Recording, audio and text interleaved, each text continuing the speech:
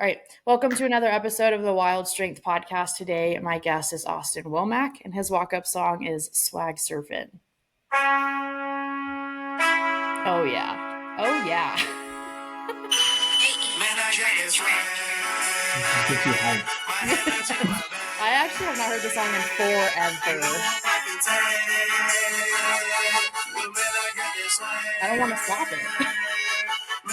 No, I listen to the whole thing. Okay, I hope whoever listens to this is like on hype mode for the entire conversation after that one. And I want you to give a story about it. But yeah, as I said, I have Austin on here.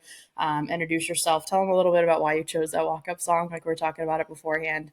And yeah, we'll get into the conversation. Yeah. Well, real quick background on the song. That was my walk-up song my entire college baseball career, freshman through senior year. It was my favorite song in high school, and so I didn't change. I made that my walk-up song all 4 years of college.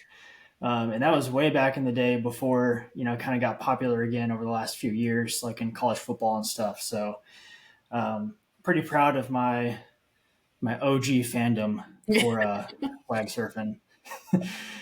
But it's a quick background on me. I won't go into too much detail because it is kind of all over the place. But yeah, played college baseball. As soon as that ended, I got into the strength and conditioning field and spent about 5 years kind of bouncing around from the private sector to the professional sector. I actually coached in professional baseball for a couple years. And in 2019, I pivoted and got into wildland firefighting. That's a long story, but the short story is I got burnt out on coaching, didn't know what I wanted to do with my life, figured I could, fight fire over the summer, hopefully make some money and figure out what I wanted to do after that. Unfortunately, that was one of the slowest fire seasons of the last few decades, so I didn't make very much money. And also at the end of the season, I didn't know what I wanted to do still. So it was, but the positive was I had a lot of fun and I loved it. And that did help me transition into a future role that I had with the Austin Fire Department, working in their wellness unit. So I got to use my strength and conditioning background plus my wildfire background to help them for a few years. And then a little over a year ago, moved to California and got back into wildland firefighting and back into what really is kind of what prompted my business Rugged Athlete to kind of go the direction that it's gone, which is pretty much 100% wildland firefighting human performance. So that's kind of where I'm at now, is just that's the smallest niche possible of wildland firefighting, which is already small within the fire service, and the human performance side. So yeah, I'm excited to get on this show and talk about kind of what I do, because I think there's so much correlation between, hunting fitness and getting out in the mountains and dealing with the elevation gain, elevation loss, load carriage, the work capacity stuff. Like there's a lot of similarities. So I'm excited to be on the show. Yeah, no, when I reached out, I haven't had when I first started, I felt like I was only having coaches on, and then now I feel like I've only had like hunting and outdoors people, and I'm like, I need to get back to like what my roots are. Like that's what I know Yeah. better than anything. And I was like, yeah, I think exactly what you said, that kind of wildland firefighting, and actually I think I've heard you mention something similar before, and I think most coaches would agree. I always think of when I'm thinking of what someone, whether it's an athlete, a service member, a hunter, a firefighter, whatever, like what they need as qualities of training. So I think people always want like, what's one exercise that I can do, or like, what's one specific type of like cardio that I can do that can help? And I'm like, no, well, what are the qualities of training that you need for whatever it is for the goal that you're trying to reach? And I think when I think of the qualities of training that military, fire, law enforcement need are very similar to the qualities of training that someone who's going into the backcountry may need, but even more specifically, like a wildland firefighter and someone who's going into the backcountry. So, I guess I want to kick it off with, and kind of one of the questions. So I'd put on my story for anyone who's listening, and for reference for people to ask questions, and got a handful of them. Some of them I won't answer or won't ask, and some of them we will touch on. But kind of like a general question that could either maybe take up the whole hour or maybe we don't touch on it for very long.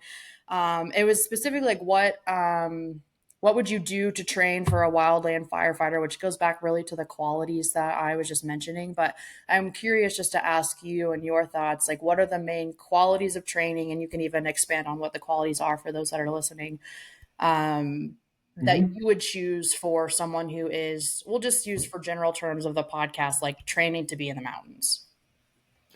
Yeah. Well, I would say, if I had to kind of throw a wildland firefighter into a kind of specific group, it would be endurance athletes. Mhm. There's actually been quite a bit of like high quality evidence coming out over the last 4 or 5 years that has really shown like how much wildland firefighting or the similarities between that and like Tour de France cyclists, for example. Mhm.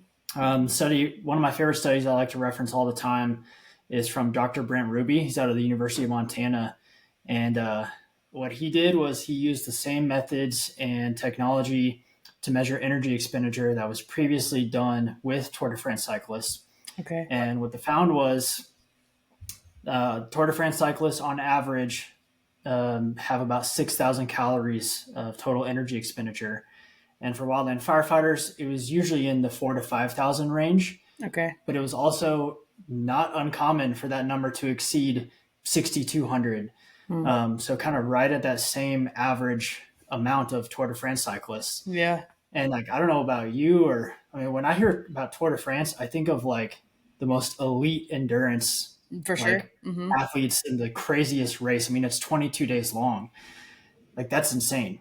And then Yeah, to see that wildland is, I it's mean, similar. it's not perfectly like the exact same, but it's pretty darn close. And then they made it a point in the article too to point out that while the Tour de France is 22 days, and that is a really long race, your typical wildfire assignment is 14 days. Hmm. That's long too. And it's also not uncommon for that to get extended out to 21. But if it doesn't, and you're out for 14, you come home for 3 days, and then you go right back out for another 14.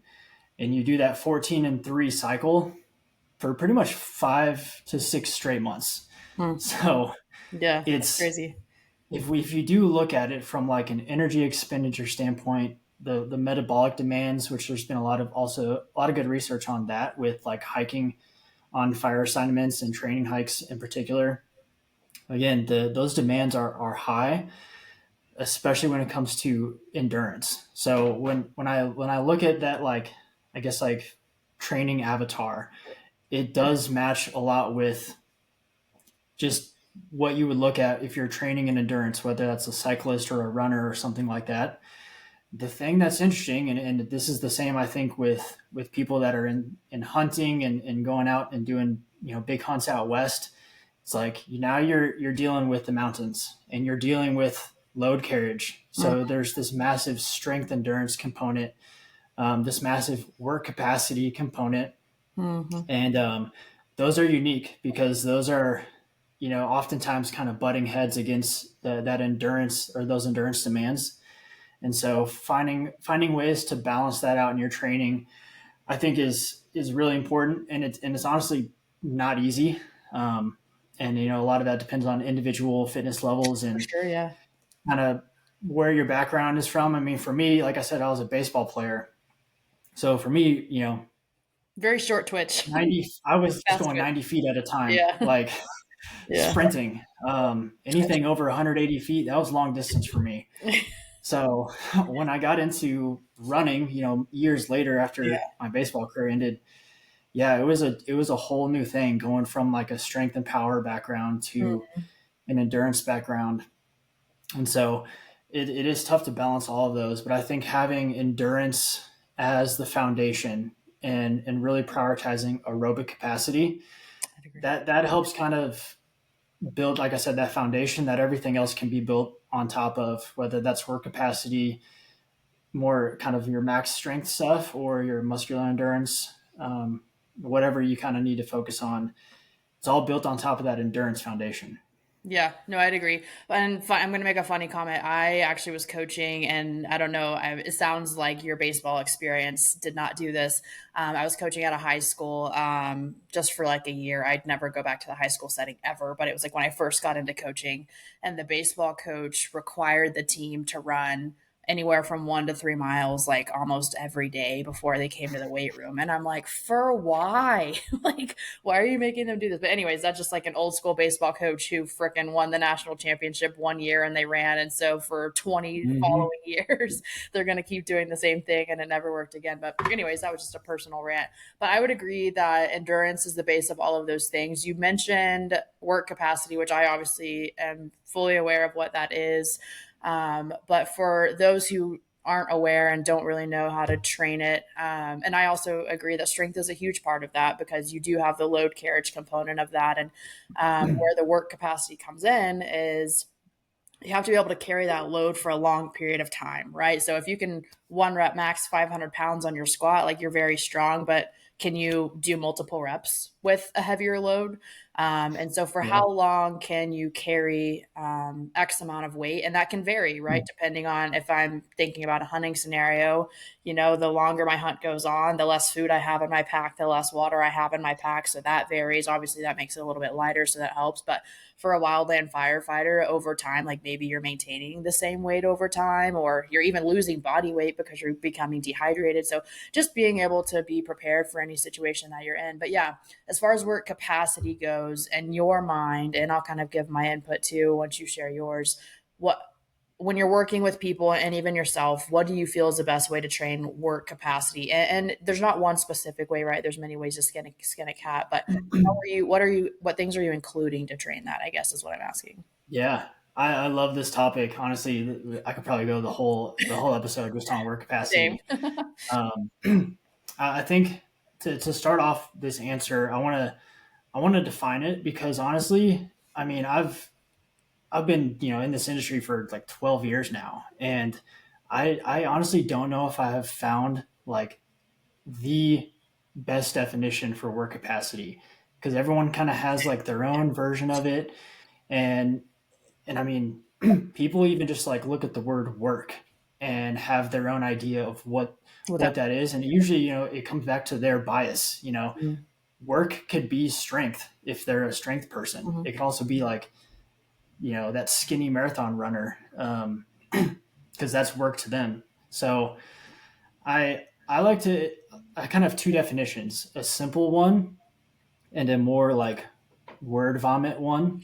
My simple one is just resisted conditioning, Okay. because it's conditioning, but Yep. there's a resistance Component. component to Yep. it. My word salad one is the ability to tolerate load Mm-hmm. under high metabolic and cardiorespiratory demands. Mm-hmm. So it's kind of the same thing, but Yep. just with more bigger words in a sentence Mm-hmm. form. Um, so I think just understanding that, like we know that there's a high strength and a high endurance component, but I think also it is important to look at again just what is work. And if anyone kind of remembers back from like physics class, if you ever took that in college or high school, like you'll remember work has an equation Mm-hmm. like that you can calculate it and quantify it and come up with an actual metric, and it's work equals force times displacement. Mm-hmm. So we know what force is. That's mass times acceleration. It's honestly pretty easy to calculate that, with technology that's available now, or if you just like want to get into math for some reason, you can do that. Like you Yeah. can find out what your force production is, Yeah. and then you can find out displacement. That's meters. That's easy to calculate. That's just distance traveled essentially. So it's honestly not that hard to find out what your work metric is. And then once you find out that number, you can, I mean, then you can have a lot of fun with it. Then you can start to, design specific training sessions that kind of target different parts of that equation. So again, breaking down that equation, I kind of see it as like three parts. You have the force, Mm-hmm. um, which is there's two parts of that. So there's the mass part, the Mm-hmm. load. So how do we manipulate the load? Are we going more heavier? Maybe going a little bit lighter? and kind of whatever one you choose there will kind of offset the acceleration part, or that's Mm-hmm. just kind of speed of movement, Yep. right? So, um, if you are going heavier, I'm going to expect you to go a little bit slower, but that's okay because maybe we're focusing more on the strength side of the spectrum. So you can kind of manipulate those two variables, and then displacement. So you can add in, things like rowing or a ski erg, or hiking or running, things that have a kind of a distance you can measure, and you can manipulate that. So when I'm looking at work capacity, those are the three things that I'm looking at. And based on kind of the goal of, you know, the time of the season, if we're getting closer to fire season, or if we're kind of right in the middle of off season, or just the individual. If it is someone kind of like you mentioned, they're super, super strong, but like they get gassed out really, really fast. Mm-hmm. Or they're the opposite. They can just go forever, but like they crumble under the weight of a heavy pack, Mm-hmm. you know, kind of figuring out what that person needs. And then you can target that more in a work capacity session. Yeah. So I got some examples of some sessions that I love to do, and I will say this kind of before I want to get into those examples. I think the key is to understand the demands of like what you're doing and program around those. So knowing, I think for both wildland and hunting, like especially if you're in the mountains, you're going to be going up some steep stuff. You're going to be going down some steep stuff. So there's going to be a high demand of like that quad fatigue, Yep. those calves, like those are muscles that are going to be stressed like constantly, pretty much without any rest. So when I'm trying to come up with work capacity sessions that are kind of specific to these demands, I'm looking at like what muscles can we really target, and how do we excuse me, how do we build fatigue resistance around those, because like those are local fatigue we're talking about. And if you don't train for that local fatigue Mm-hmm. in your PT, like it's going to crush you when you're out there actually doing it. Yeah. So I'm gonna pause you for a second, and I want you to yeah, carry yeah. on with like the examples, but kind of like for anyone that's listening, like you've kind of, and I would have done the same, debunked like I think two myths around kind of training for this specific thing. One is that, and I've mentioned this before, and I always tell people this, like you can both be strong and have some endurance. Now it is maybe impossible to be like an Hmm. elite cyclist and be like also an elite power lifter, right? Like you cannot be elite at both ends of the spectrum, but you can be strong and you can have endurance. And a lot of those play together, especially in environments like these. So I think a lot of people think you have to do one or the other. Like, oh, if I want to do like strongman stuff or whatever, I can't do cardio. Well, no, I don't necessarily think that they're so that far apart from each other that you can only do one or the other. So you're, yeah, just emphasizing the fact that I'm kind of putting what you're saying like in layman's terms in a way of Yeah. like, yes, you can both be strong and work on your endurance, which is, i.e., work capacity, what we're talking about. And then also, as far as like training that, what I get, like people just think, especially in the military setting too, but even more so like in hunting, I've found recently they think to train for that, like you just throw a ruck on and you just put miles on your feet with a ruck on. And I'm like, yes, to be fair, like getting used to the feeling of your pack on you or whatever it is that like all of the gear you need for a wildland firefighter, like you should feel comfortable in that gear for sure. But that is not the one and only way to feel better and more prepared for being in the mountains. So I'm with the examples that you're going to give, I'm sure you'll kind of expand a little bit on that. But yeah, I just wanted to pause and just say like, yes, we can both be strong and have endurance, and no, rucking is not the only way that we get better at being at the mountains. There's so many, like you said, your quads and your calves and most of your lower body musculature is going to be fatigued day in and day out on the mountains. So just throwing a ruck on is not going to get out of that what we want to get out of that. Yeah. I mean, I think you're trying to set me up to go on a rant right now, but I mean, that is I'm so all spot here on. for it. And I mean, I know that you know this, having you've worked in military environments before. Mm-hmm. That is definitely a thing with some units. Like, hey, we're going to ruck all the time. Mm-hmm. Uh, this is unfortunate, but in wildland, that's like 10 times worse. I mean, there are so many crews and so many people that they just hike every single day. Mm, Like mhm. they think that that's the best way to prepare for the job. And Yeah. it's like, I get where they're coming from. It makes sense, to a degree, but what I do is I ask them like, how do you feel in October after a tough season? Like broken, right? Like everything hurts. Everything is just like your body is just destroyed. Um, so why would we design our PT to just also destroy our body, just like you do in your job? Like we don't want to break it down more. We want to build our body up Mhm. to be able to not only improve like our hiking performance and be able to go heavier and go faster and not fatigue out more, but also hiking's only a small percentage of what you do. Mhm. There's so much Right. other stuff. So yeah, you got to prepare for all of it. I mean, that's a fight that I have to, like, I'm in that fight not every day. I'm being exaggerating, but Yeah. like, yeah, I deal with that all the time in wildland. Um, It's the same thing but too in like a sport or whatever. And I am a big proponent of like to get better at something, you do it, right? If you want to get better at playing soccer, you play soccer. If you want to get better at rucking, you ruck, right? But also it's like on a bell curve. There is a certain degree, and they look at this more in like long term athletic development stuff and like youth. yeah, But the same thing can still happen at any age of your life. Where if you play, I'll just use the soccer example to expand on it. Yes, you get better at soccer by playing soccer, and this is kind of harping on the coaches who love to do like sport specific exercises in the weight room, and like there's just nothing really that really imitates exactly what you're doing on the field, but they certainly try nonetheless.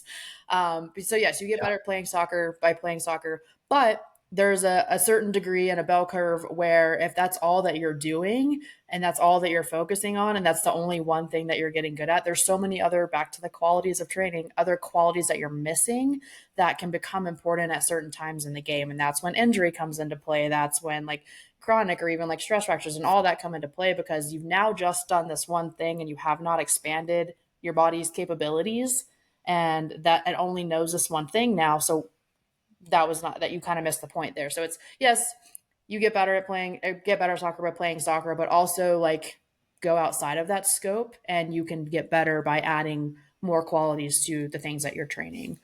yeah. The principle of specificity applies Absolutely. 100%, For sure. and which I also have to, usually what happens is I tell someone, hey, you don't have to hike every day. And but what they hear is don't ever hike. And I'm like, no, it's not that. It's not black or white. Right. Like Yep. Yeah. yes, you still need to hike because, like I said, there's specificity Hmm. involved. Um, but even a thing I like to reference a lot is Ranger. The Ranger, I forget what their actual title is, like Ranger Human Performance program out of Yep. Fort Mhm. Benning. Their Ranger Athlete Warrior. I Something forget what like their that. name is. Yeah, I know what you're talking about. Yeah, they have some good ruck protocols, Hmm. and essentially they don't recommend any more than like one load carriage session per week Hmm. unless you're training for like a specific event. And like for them, that looks like training for selection or training for best ranger competition. And like we all like to think we're best rangers in special forces because we think we're cool, but Yeah. like we're not. Yeah. Like we don't need to be at that level. I will say there are some cases in wildland. If we're getting closer to preseason and closer to like when the actual fire season starts, I do think hiking a couple of times a week is appropriate because you are going to be doing it every day once you get on an assignment. So Mhm. you need to build up to that, but hiking every day or even 3 to 4 times a week is it's only taken away from like other stuff that you could be doing to like better prepare yourself to handle the demands and also just stay healthy, Mhm. take care of your body, and just to add other movement patterns in so that you're having a more of a 3D version of a PT plan and not just a one-dimensional one movement. Yeah. That's all you're doing. Yeah, just making a So more like robust person. But also if you are rucking, throwing a pack on, insert whatever anyone wants to call it, more than once a week, make sure that you're not doing the same ruck twice.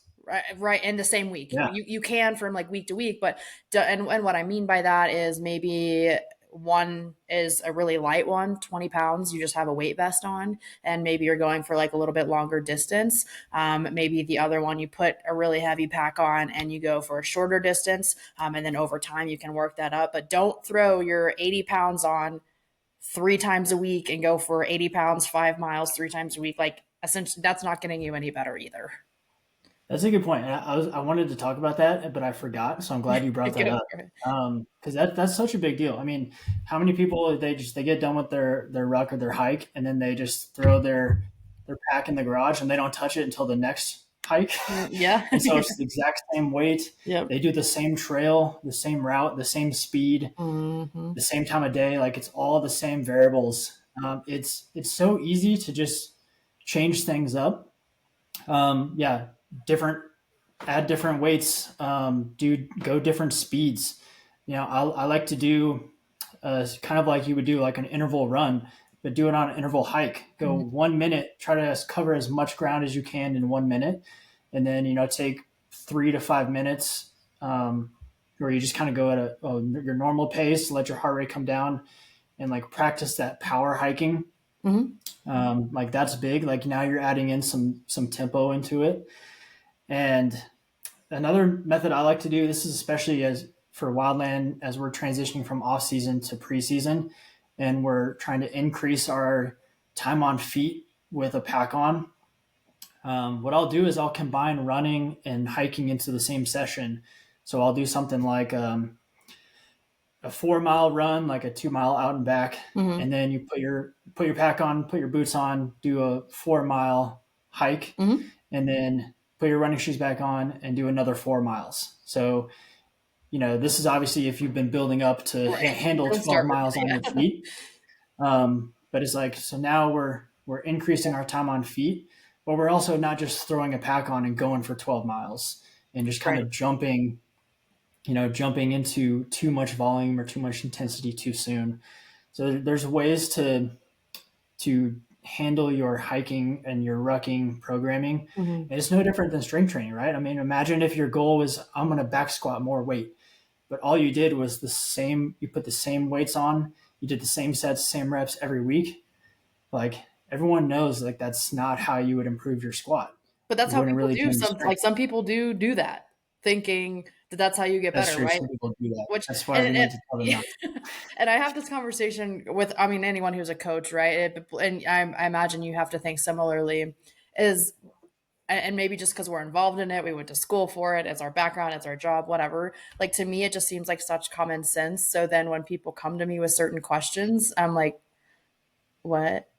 We don't know. We Yeah. don't know this answer. And but and that's to say, like if I had a question about engineering and building something, like you know what, they might think the same thing. Like, how do you not know this? This is common sense. But yeah, there are people who go into the gym and the weight room and do the same workout, whether it's every single day or same workout every single week, and they're not changing, which I'll dial back a little bit. Yes, there's value in doing the same lifts, same stuff, right? Because your body has to learn to adapt, but change the intensity, change the volume, change like all of those things. And people will just do their 225 for a 5x5 for months on end and then wonder why their squat's not going up. And I'm like, that's not how that works either. Yeah. Yeah, that's true. I want to go back to something you brought up a minute ago because you're talking about like, you know, how you're talking about like not being an elite runner or not being an elite powerlifter, but like having that balance and, Yep. that you can do both. I think, to be honest, and some people aren't going to like this, but like, I think we need to give CrossFit some credit for kind of debunking the interference effect altogether Yeah. and being like, okay, you can have a pretty freaking good 5K time and also back squat like 500 pounds in the same day. Hmm. And how do I know that? Because they have like random like dads doing it. Yeah. Like these are Right. just random Yeah. people who Uh-huh. are just animals because they train really hard. Hmm. So like there is that idea, and I would say CrossFit is so focused on work capacity that it makes sense. Now, as much as I do like CrossFit, I do think there is, if we're looking at how do we apply some of those methodologies to like a wildland firefighter, I do think there's some stuff to steal and then some stuff to kind of leave off to the side that you don't really need. But what I really like and how I implement this into my own programs for wildland firefighters is, taking that idea and their methods, whether that's a Metcon 4 time or an AMRAP or, just different ways to do mixed modality conditioning to kind of go back to what I said earlier, to really target that local fatigue resistance. And by doing it and just with different movements and different resistances to kind of hit, again, those 3 components of work capacity, I think Mm-hmm. you can get really, really creative with how you design programs, Yeah. or not programs, but like actual work capacity sessions that target certain things. A couple of my favorite examples are, well, one is, as honestly, it's not as fun or creative as I just kind of made myself out to be, but it's one of my go-to workouts to just like kind of see where you're at in terms of like fatigue resistance for your quads. And Mm-hmm. it's straightforward. It's just 400 body weight forward lunges for time. And I knew I was coming on this podcast, so I did that workout myself yesterday because I was like, I needed to Yeah. walk the walk if I want to talk the talk. Yeah, for sure. Um, but it's great because like your quads don't get a break. It's just Mm-hmm. 400 reps, and you're using the same muscles for. I think a good goal is under 12 minutes. I got like 11:45, Mm-hmm. and I mean I work out, but I'm not like a beast by any Mm-hmm. means. Right. So I think under 12 is a great goal. If anyone wants to test that out and see how fast I can do 400 lunges. But that's kind of the idea. Is like how do we measure that, or how do we like target those muscle groups Mm-hmm. for strength endurance, and then how do we make sure we're improving? And the way is, to have some sort of time element to it. So if I do that workout again in 3 or 4 weeks and I get 11:30, I know I'm doing something right because my fatigue resistance went down a little bit. Heavy emphasis Um, on the fact that he said he's doing it again in 3 to 4 weeks and he's not doing it daily or once a week. Like he's using this as a test. And I think that's something that I always try to point out to people too. Especially like if you're trying to reach, like maybe it's a half marathon time, or maybe it's a 1 rep max in your squat or whatever. You can't always be trying to touch the flame, is the phrase that I'm going to use. So like a lot of mhm. runners, especially those who are new to runners, will just go run half marathons over and over and over again and wonder once again why they're not getting better at it. But to your point, and so that's a test. Your half marathon is your test. Then how can we go back and train for that test? Well, there are different things that we can do. The 400 lunges, for example, he's not using this as a workout that he's doing day in and day out. This is his test, and he's trying to see how can I get better at this test. And then once he realizes if he's getting better or worse, he can go back and find what was actually working. I had to emphasize that because Yeah. I just know someone's going to hear that and be like, oh, okay, I can go kick my shit in for as many times as I want. Like, no, that's not what we're talking about. Yeah. That's so true. That's a good point. Like that's one thing I think if you're, again, looking at the CrossFit example, um, I love a lot of like how they design programs, but I don't think anyone needs to be doing a Metcon every day. Exactly. You I just agree. don't. And not that like if you do that, you're gonna die and your body's gonna just blow up. But what that is doing is like now all that time spent training, like you're not getting all these other things. You're not prioritizing aerobic capacity probably as much as you could, or max strength, or just all these other components that are super important too. Or even finding enough time to get out and hike if you're just doing metcons every single day. So um, I usually only prescribe 1 to 2 work capacity sessions a week. As we get closer to wildfire season, I'll bump that up to 3, maybe 4. But if I'm doing 4, then one of those might be like an upper body focused one. Okay. One of those might only be like 3 minutes long. Mm, Like it's super, super short. So it's not like we're doing these long, grinding, high intensity 30 to sessions 60-minute sessions every, yeah. every day. Yeah. Like, and I know people do that and wonder why they hurt. And it's like, well, do you want me to tell you why? Like, Do look at you what you have did an today. answer? Like, and what you did today is not bad, but it is bad because of what you did yesterday and the day Mm-hmm. before and the day before that. So it's finding those, yeah, like the volume of that. One to two sessions a week is a sweet spot for most people. For more advanced people, bumping that up to three, I think is doable. But then again, it goes into like what are you actually programming in that work capacity stuff? Mm-hmm. Because Yeah. a lot of that is based too off of what are you doing for your other strength work, what are you doing for your conditioning. If you are going out and hiking or doing like trail runs with a lot of elevation gain, then you probably don't need to do a lot of these quad smashing metcons. Mm-hmm. You already did that, once or twice already this week. So these some of these workouts like the 400 lunges, that's a great one for like the off season or as you're building up to it. A couple other ones that I really like. One is my buddy actually sent this one to me because I put on my Instagram story. Someone give me a hard workout, and then he sent me that, Uh-huh. and I did it, and I responded, "Ouch," at the end, and Ouch.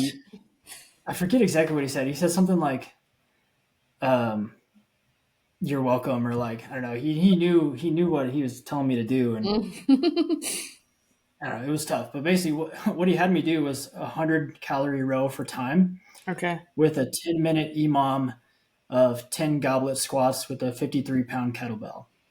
Mm. So I think I did 12 minutes. So basically 120 goblet squats. And then, obviously, like in the rest of that minute, you try to row as many calories as you can. Um, Oh, so you're Brutal. doing it all together. So it's every minute on the minute you're doing your goblet squats, and then for the rest of that minute, your what would be your recovery would be on the rower until you get 100 Yeah. And calories. so you Okay. keep going until you hit 100 total calories. So it's like you're incentivized to row fast because Yep. that means you might, You be done knock a faster. round or two off and do less kettlebell squats. Yeah. But then if you row too fast, then you're too tired to when you got to pick up that kettlebell every 60 seconds. So I I love it sucks, but I love that because there is that strategy component to it. Mm-hmm. Sure. Because you have to, one of those is more cardiovascular based, one of those is more strength based, and kind of depending on you and where your strength and weaknesses are, that'll kind of determine where do you go hard, where do you rest a little bit. But there's also like no rest, so you have to strategize your pacing um, a lot, which I think that's such an important skill, For sure. especially for wildland firefighters. Like when you're working throughout a shift, how do you pace yourself? How do you kind of keep tabs on your gas tank and kind of know where your energy levels are, your fatigue levels are? It's such an important skill out on the fire line, and like we can train that in our PT by putting together workouts like this where there is some strategy involved and you have to kind of manage your fatigue levels with different types of movements. So that's a fun one if anyone wants to give it a try. Just be ready to be sore the next day. But it's also fun if you like that kind of thing. Yeah, I do, and I'm going to touch on something here in a second, but the concept of pacing yourself, and this is something that like I even had to learn. So last year I trained for a half marathon, and I had written programs for people to do like 5Ks and stuff like that, but I had never written like half marathon and beyond. So I was like, I want to write my own, I want to run it on my own, and then see how that goes, and then can move forward, because like kind of like you mentioned earlier, I'm big on like if I'm going to walk the walk, or if I'm going to talk the talk, I'm going to walk the walk. And I'll kind of touch some in that. One, I was like keeping all of my strength training in, and just showing people like, hey, I've done this, it can be done, kind of thing. Because some people, like, if you can't speak to it, they don't really listen to you. And Yeah. then also, like, when I would pacing myself for my long slow runs was so fucking hard for me because I just wanted to run. Like I ran track Yeah. and distance in high school, but distance was like a 2 or 3 mile run for the meets. Like it's never very long in high school. So I could run anywhere from 7 minute mile for up to a couple of miles at least, right? And high school anyways. I can't do that anymore. But my thought was like, oh, the last time I ran like this, that's what I could do. So that's how I would start. And I quickly, and I knew this, right? Like I know these things. You learn about all of these things when you're taking your CSCS, when you're in school. But I still nonetheless like put all of that aside and thought that I was just some superhuman who could still perform as I could 10, 15 years ago, and just didn't pace myself. And so, if anything, like for me, that helped me be like, yeah, because, and I'd get fatigued in the mountains, right? So, same thing with the wildland firefighter, same thing if you're going out for a 7, 10, 12 day hunt. If you go and kick your shit in on the first day of that hunt, the next 10 days are gonna be miserable. So it's not even just the day that you're out there. It is understanding, okay, this is a quick 3 day hunt. Okay, I can maybe go a little bit harder, a little bit faster on day one. But if I'm planning to be out here, or sometimes with a hunt, you don't plan to be out that long. You don't want it to be that long, but sometimes it ends up being that long. If there's a possibility that I'm out here for 10 whole days, I want to make it through all 10 days. So, how can I pace myself early on? And I think that's a huge piece that people miss. Because, especially when I mean, Mm-hmm. wildland firefighting, like if you have guys that are having to pull out, you're not having as many men out there working on it. But, same thing in hunting. Like, I always say, you're not going to kill anything sitting on the couch. You're not going to kill anything if you're not in the woods. So, if you have to pull out just to take time to rest, that could have been your one opportunity, but because you didn't pace yourself, now you're screwed. So I think that's really big. And you also talk about, and this kind of came in my head as you're talking about these just like crappy workouts that people can do. And once again, emphasizing like it's a one time thing. Don't go do it all the time. But you've done, and I think maybe you did a presentation on it too, what you call periodizing the suck. Yeah. And I want you to speak a little bit more to that because essentially that's kind of what you've been talking about. But yeah, speak a little bit more to like what you mean by that for those who are not familiar with you, and then how you do end up implementing periodizing the suck. Yeah, I love this topic. I think it's so important. It's periodizing the suck. It's essentially how do we strategically implement suboptimal training conditions, so that when we get into those suboptimal conditions, and like for me in the job, which Mm-hmm. is that's basically the entire job is just Yep. like it Not great. sucks. Yeah.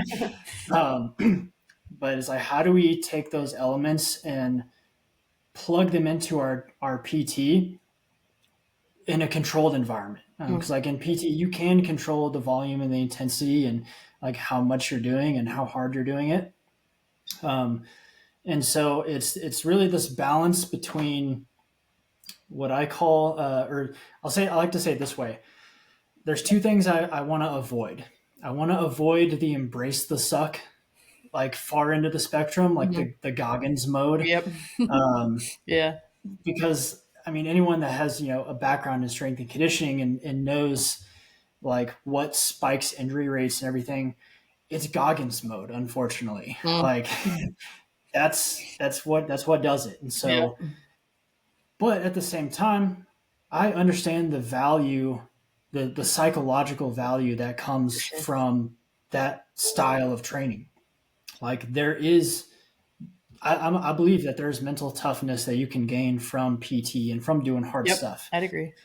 Um, and then there's kind of the whole other side of the spectrum, which is like the avoid the suck, which I think we're seeing a lot in the professional sense with this shift towards like minimal effective dose training. Mm-hmm. And again, there's a lot of value For there sure. from a physiological standpoint because it's so far, or so focused on like hyper optimizing your program Yep. with high intensity, and it's just about chasing those peak outputs, right? Like designing your entire program to just increase your deadlift by a little bit here, increase your squat a little bit here, or with athletes, it's like your peak power, your peak speed. It's all about peak, Mm. and the way that happens is you just reduce all the volume Yep. and you just focus on intensity and like low reps, high weight, high speed, all that kind of stuff. And it's like, yes, that is good because that's raising our ceiling. But when you're dealing in suboptimal environments, which is like that's all it is for wildland, and that's all, a lot it is for hunting as well. You got to make sure your floor is raised as well, and that's where the periodize the suck is essentially like how do we balance those two extremes to where we are trying to raise the ceiling. Like we do have sessions that are we're trying to just increase our rope capacity. We're just trying to increase our strength, and we're trying to raise the ceiling. But then we have, we have elements of a PT program that are built around suboptimal environments. And just a couple of examples. I mean, I've got a ton of examples, but one is just like one of my favorites is doing like loaded carries or any kind of grip intensive exercises before deadlifts. And it's my favorite because any strength coach that comes from a powerlifting or Olympic background will cuss you out if you even think about doing that. Yep. Because like, why would you? That's your limiting factor. Why would you limit Yeah. your limiting factor anymore? The whole point of touching a barbell is to lift as heavy as you can, right? Mm-hmm. Well, I say not all the time. Like that doesn't always need to For be the sure. goal. Mm-hmm. And just something simple like that, just pre-fatiguing your grip and then seeing how that affects your movement patterns. How much of a percentage of strength drop do we see if your grip is gone? And then like, can you even hold on to the bar? First of all, like, Right. are you just basically Yeah. useless at that point? Yeah. And if anyone has run saw on a fire, like, like if your grip goes out, you are useless. So For you sure. kind of need to be able to like Yeah. withstand that. So that's like one just specific example. And that's something you can, implement into a deload week. If you already know like your weight's going to be a little bit lighter, throw something like that in where you're just you're switching it up. You're adding in some quote unquote suboptimal. Another example I like to do, and this goes back to what you were saying because it reminded me of a funny story that I can share. Is it goes back to like how do we manage fatigue levels and kind of that like your Garmin body battery essentially Mm. during your PT. Yeah. And a couple things I used to do with fire academy cadets when I was running the PT program in our Mm-hmm. fire academy was I would do like unknown distance runs or something like Mm-hmm. that. Yep. Done that in the Yeah. military too, like because it's so good. Like, how do you pace yourself when you don't know where the finish line is? Yep. It's tough, but I mean, that's the job. And kind of another example is, when you think you're done, but then there's still more work after that. And how I did this with the fire academy is I had them do, I forget exactly, but it's something like I told them we're doing 3 rounds of all of these exercises, and it's 4 times. So when you're done, come to me. I'm going to record your time, and then they would come to me one by one. Coach, I'm done. I'm like, oh, actually, it's 4 rounds, not 3. Mm. You got to do one more. And Yep. like I tricked them. Like I straight up lied to their face, but it was for a good reason For sure. because I was trying to see how they would respond. Because especially if you're doing a 4-time workout like that, how many people just slam on the gas pedal and try to finish that end with a sprint and Yeah. like get because I'm done after this. Yep. So they empty their gas tank, and then when they're told, oh, you actually have a whole nother round you got to do. You got to find some more gas somewhere. Mm-hmm. Like seeing some people's face, when I told them they had another round, I mean, you could tell they were just devastated, like I love that. just Yeah. destroyed mentally. And some people were like, okay, like For sure. another Okay. round, I'm going to keep Mm-hmm. going. So there's stuff like that we can implement into a PT program that I think helps with that. Because like I said, that happens. I mean, the story I always love to share, this was my first season in 2019. It was day 2 on what ended up being the biggest fire in the state of Oregon that year. We showed up day 1. The fire was like 10 acres. It blew up to over 9,000 acres the first Wow. day. Yeah. And it was a brutal day. I mean, we were like digging hotline, going direct all day. We did the same thing all day the second day. And we knew, we had heard they were starting to put together a fire camp. because it was getting big, and shift usually was over at like 6 p.m. We hike down, Mm-hmm. usually go to fire camp, get dinner. So we're hiking down at like 5:30, and we're fired up because we're like we just put in another great day. We're about to go get food. Mm-hmm. Like this is like we were in great spirits. So we get back to the rigs, start putting our gear back in the trucks, and then my squad leader comes up and he's like, "Hey, everyone on my squad, put your headlamps on." And we are all just like, "Ah, Mm-hmm. fuck you. Uh-huh. They're funny." And he walked away, and then our crew boss came over and he was like, "Put your fucking headlamps on. We're going back out." And we were all like, "Oh, okay." Okay. And Yeah. then we worked till 2 in the morning, Mm. like doing more, like digging line, going direct. Like it was brutal. It was like a 20-hour shift when it was all said and done. And I mean, that was the perfect example of like we had to flip the switch back on. And if you can't do that, it's going to make a very hard job way more harder. So those are those are just qualities, again, to summarize it, Yeah. is how do we implement suboptimal environments into our controlled training environment with PT to try to raise the floor, but not take away from the ceiling at the same time. Yeah, I think that's important. And you mentioned, as we kind of come towards the end here, like the Garmin body battery, or if you're using an Aura ring, or whatever, right? And I think, and I have to think based on this conversation that you would probably agree with what I'm about to say. Um, as far as implementing technology, because I also get a lot of questions about like, oh, like, can my watch do this? Or like, I'm using my watch for this or my ring or whatever. I think the implementation of technology has gone too far when it comes to like optimizing human performance or like optimizing your training. Because if nothing else, like I've seen this because I've worked in like special operations and special warfare. I have worked with a little bit with fire departments, and then even just being in hunting, like have talked about this entire conversation, is just work capacity and being able to push yourself for long periods of time. Is that, a lot of people are so caught up in performing optimally at their best all the time that they don't want to push themselves too far. Like you said, the minimal effective dose, just kind of scratching an itch, just briefly feeling what that feels like. But when you see, and I'll use the example that I kind of always use.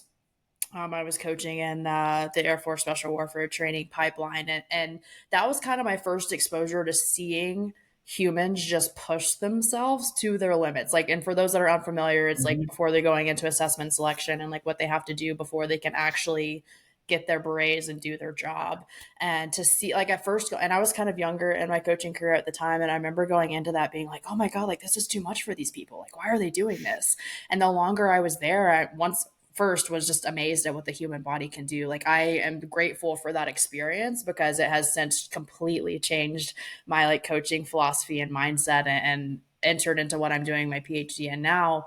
But like, yeah, one, seeing it's incredible what the human body can do, but two, like, to be able to perform in the environments that they have to be able to perform in, they have to be, once again, periodizers suck. They have to push themselves past their limits some of the times, not all of the times. I do think there is a degree where, to the David Goggins end of it, people take it too far.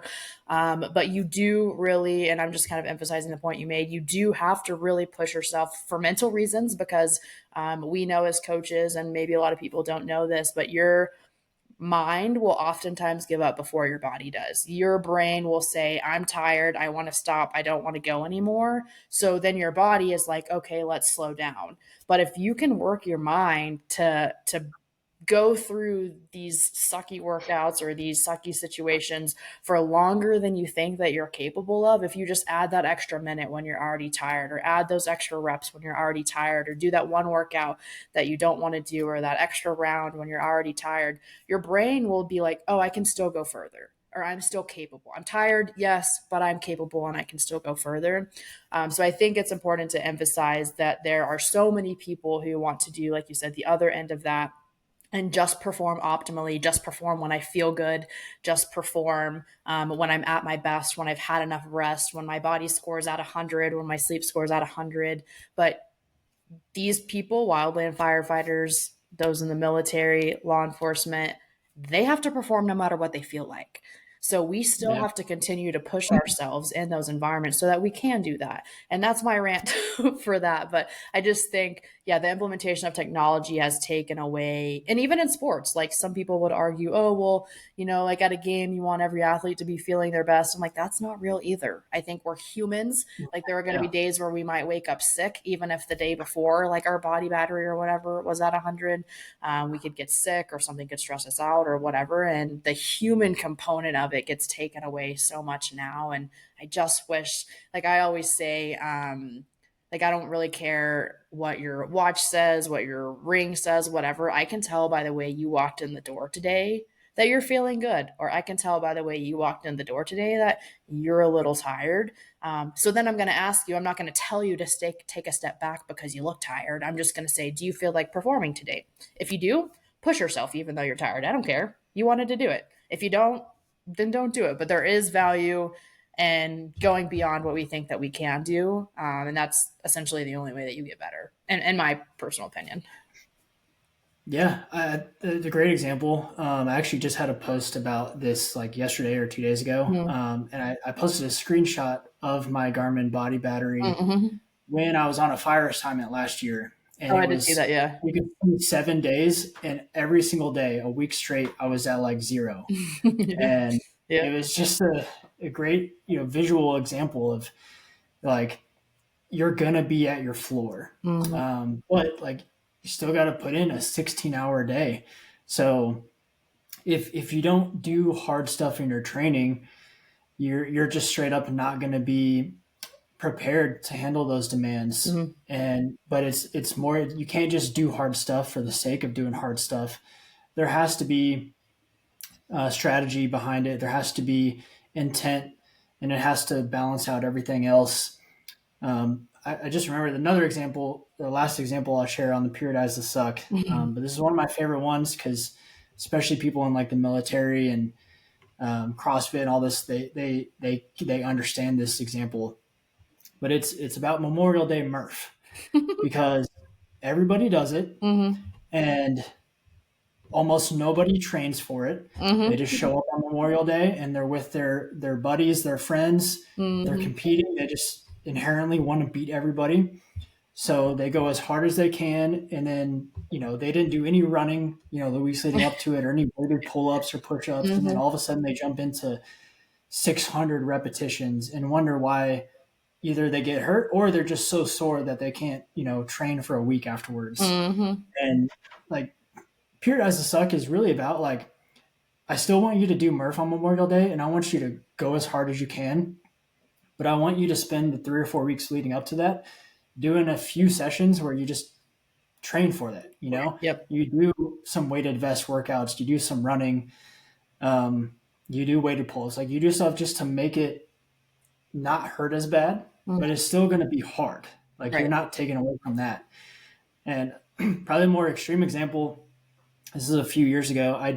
I personally did Murph 31 days in a row. I saw that. I remember that. And I like to share this not to like boast or anything, but Yeah. just because of how many people like just automatically assumed I was going to get hurt doing it. I bet. Because Yeah. like every time that they do Murph, they go as hard as they can. They don't train for it, and they beat themselves up.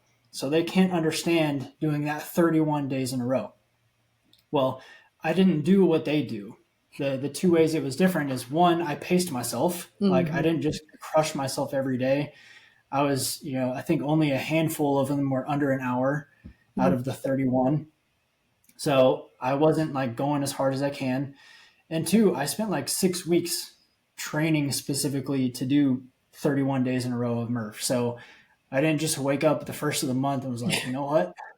I hate Today's the myself. day. Yeah. I'm gonna do Murph every day. Yeah. There was a strategy and intent behind it. Mm-hmm. And like you can apply that to literally everything. Like Mm-hmm. still do hard stuff, still push yourself. But it just takes a little bit of like intent, a little bit of thoughtfulness that goes into preparing yourself to do that hard stuff. And like that's what's going to help you when you have to use your training in real life, whether it's your job or you're on a big hunt and something unexpected happens and you're Mm-hmm. at your floor, Mm-hmm. body battery's at zero. Okay. You got to go. You got to do the task. The task doesn't change. Yeah, no, I couldn't agree more. I think this has been a really good conversation. And yeah, I know when I started, it was going to be a good one. So I'm glad that you were able to come on. I end all of my conversations asking my guests, what does wild strength mean to you? Or like what comes to mind when you think of wild strength? Just kind of like a play on words of the podcast. So, Austin, what does wild strength mean to you? Okay, I think I think it means like being a rugged athlete. Yeah. That's Yeah, probably a super for sure. cliche. Like of course I'm going to say that, Hmm. but I do think that's what it's about. Like Hmm. being a rugged athlete, it's about being um, like putting yourself into those rugged environments, those wild environments, and like being strong through those. Whether that's your physical strength or your mental strength, like that's what it's all about. It's choosing to do that stuff, choosing to do hard stuff, but being smart about it and being intentional.